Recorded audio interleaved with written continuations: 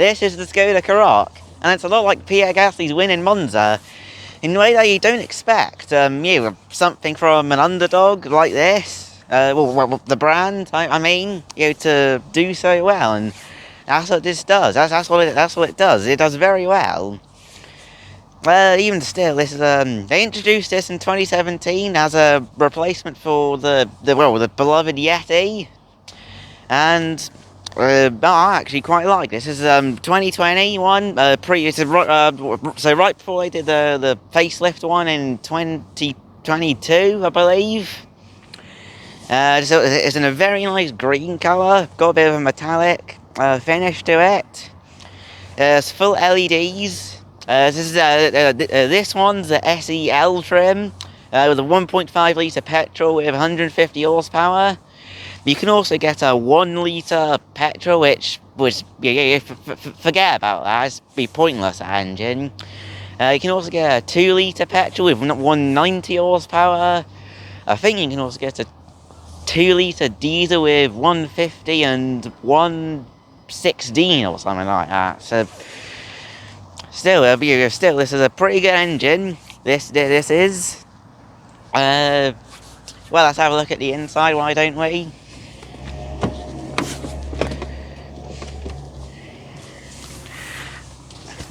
Well, the seat bolster's really nice. Just over 21,500 on this. Fully analog dials, though I think you can get digital dials as well. Some electric handbrake, which I'm not a fan of. I'd much prefer manual handbrakes any day. Still 2-spoke steering wheel, multifunction as well. Different driving modes, and if I show you this quickly, it's also a little bottle opener.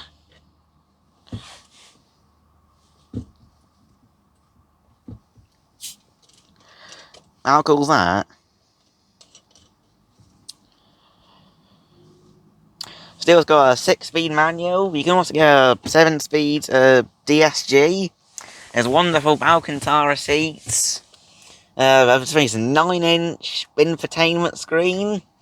I think dual climate controls, heated seats. It's got everything you want on this, really.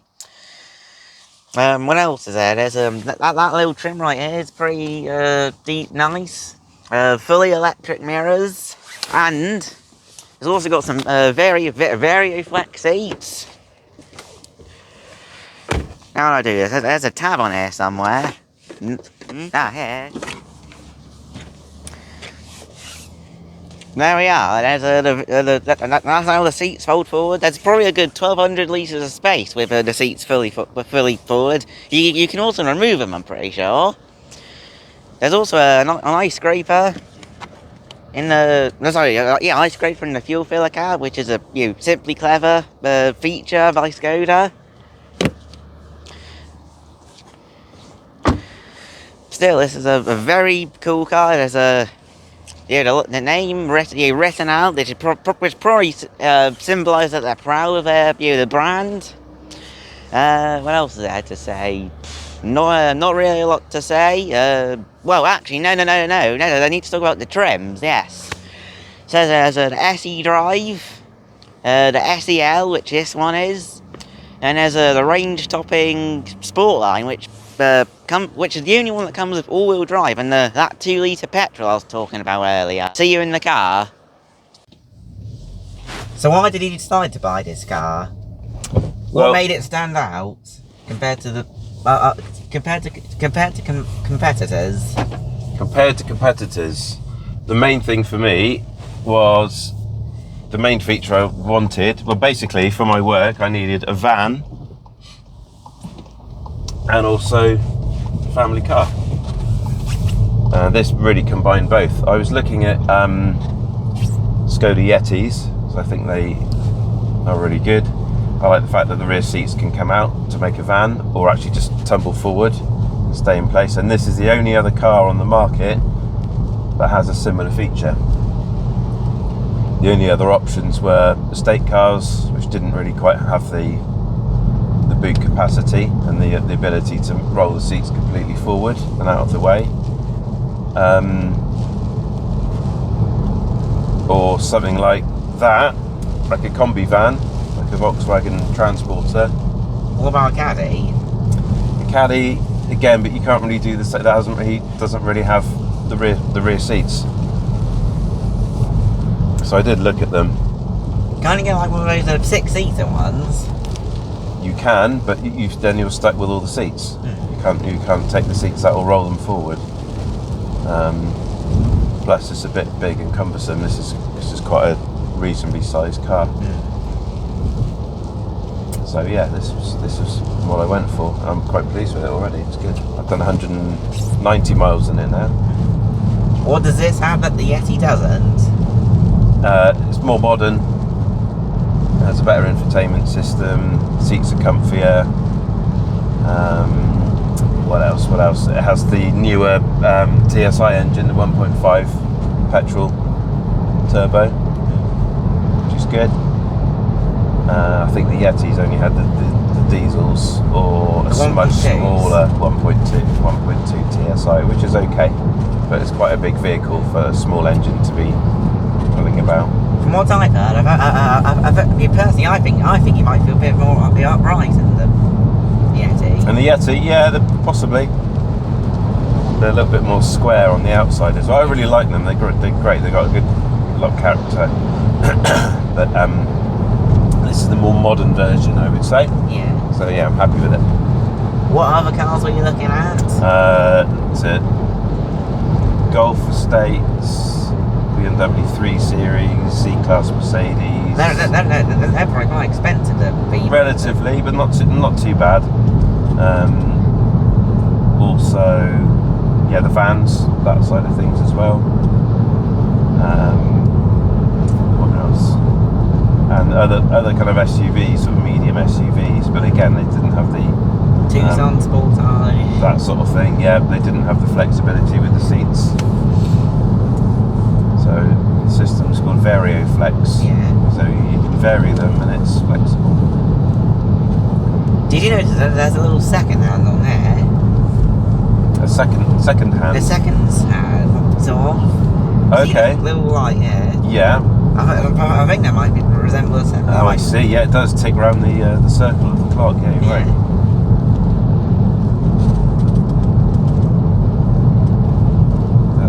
It's pretty good. It's a nice big screen, which I like. I don't like to do too much stuff on the touch screen. I'd rather have buttons if I can.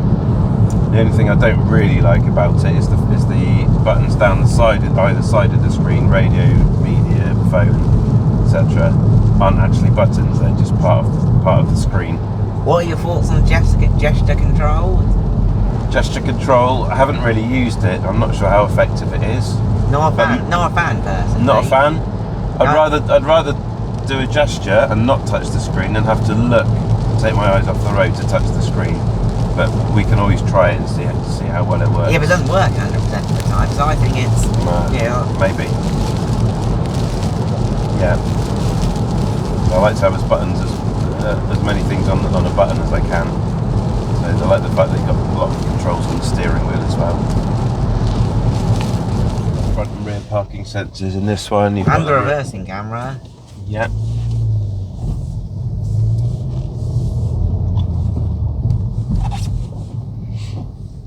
She's really handy.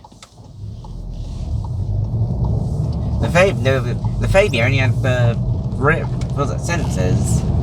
Front and rear sensors, yeah, no camera. So you just had to get used to listening to the sensors and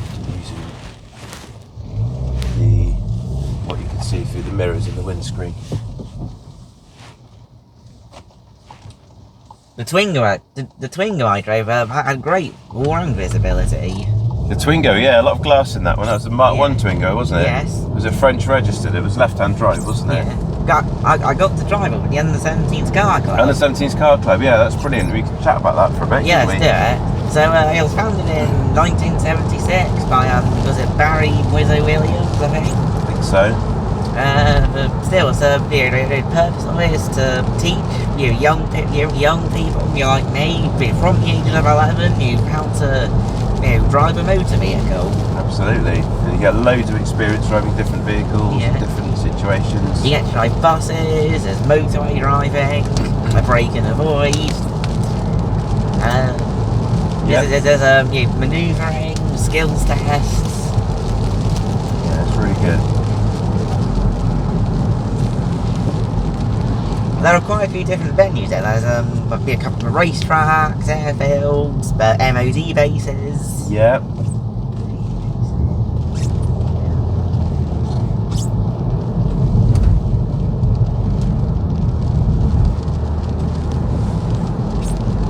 So it starts again in February, doesn't it? Yeah, early February. Yeah, early February to the end of November, with a few weeks off in the middle of the year. There's also a night drive at the end of the year as well. Yeah, night driving, that's really good at Lynham, RAF Lynham, or MOD Lynham as it's called now. Big open venue. Big open venue, you can get to somewhat quite high speeds, can't you? Yeah. I normally get to 60, 70 miles an hour around Yeah, there. and there's no street lights, you can rely purely on the headlights. It's really quite good experience. Because if you just have driving lessons when you're 17, you don't necessarily get to drive in the dark. No. And you only really drive one vehicle, the driving instructor's car. To a car club you get to drive all sorts of stuff, don't you? Yeah. So we'll drive this one, which will be your first drive in a few weeks' time, isn't it? Yeah. Different cars you get to drive. I've driven a TBR, a bus, and I'll probably get to drive Artec soon. Yeah, articulated lorry. They usually have those at Bovington, don't they? Hardware was Lynham, mate. Tank proving ground. Or Lynham, possibly. Or maybe both.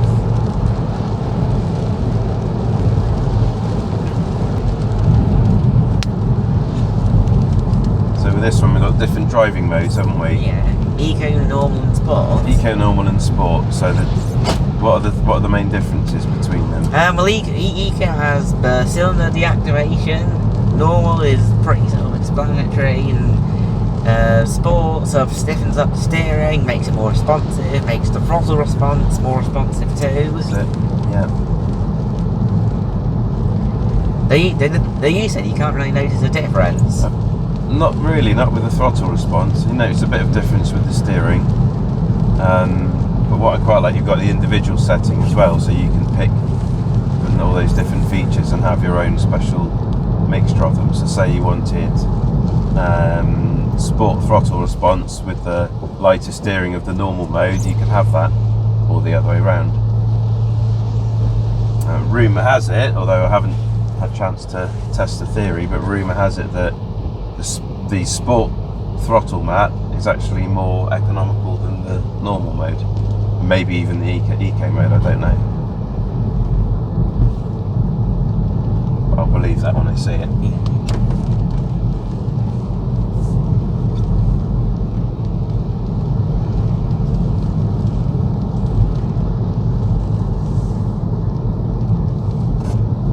So at Car Club now, with the grade you're at, you get to do a bit of advanced driving, don't you? Yeah. Should I talk about the grading system? Great idea. So you start off at ungraded, and then you go to grade 5 and 4 and 3, which is it starts to get a bit more technical. Would you say? Yeah, definitely. Yeah, a bit more. And then involved. grade 2 is where you start to do advanced driving, and then grade 1 would be like and grade X would be like a Rosper Gold or something like that. Yeah, or, so or IAM. That's it. So they consider grade 2 to be driving test standard. Yeah. So that if you're grade 2, you're considered to be the same standard as someone who's passed their driving test or better. But they consider that to be the same standard.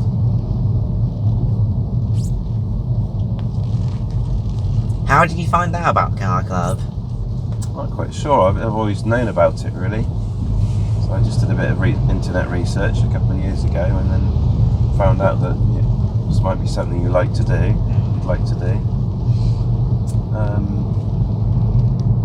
Even though the out is quite a big chunk of money, the out actually works out to be quite good value over the Also, however many days you have. I think it's like £10 for the entire day or something like that. So it's it pretty works out good. about £10 per event. That's pretty fine. good. It's good. Yeah.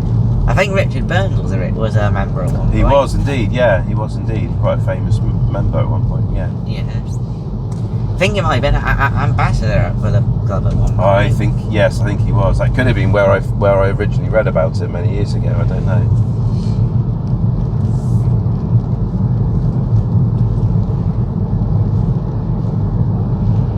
So he would have done the same, very similar things.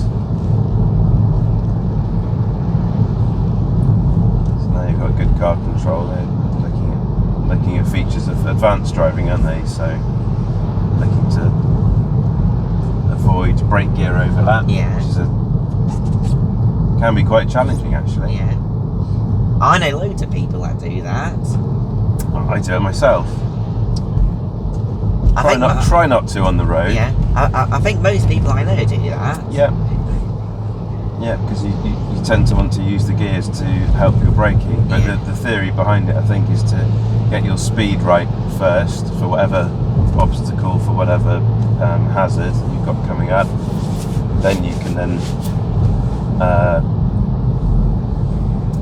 select the gear.